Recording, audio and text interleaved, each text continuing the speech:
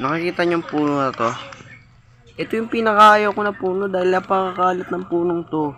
Ang hirap putulin, dapat ang ginagawa dyan, sinusunog. Yan, sunugin. Sunugin, sunugin, sunugin.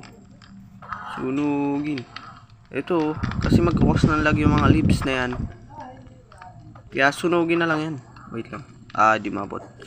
Yun. Sunugin. Bah, di mabot ah. Sunugin, sunugin. Sunugin lahat yan. Sunugin. Walang ititirang buhay. Ayan yung pinangayaw ko na puno talaga, kaya sunugin yan.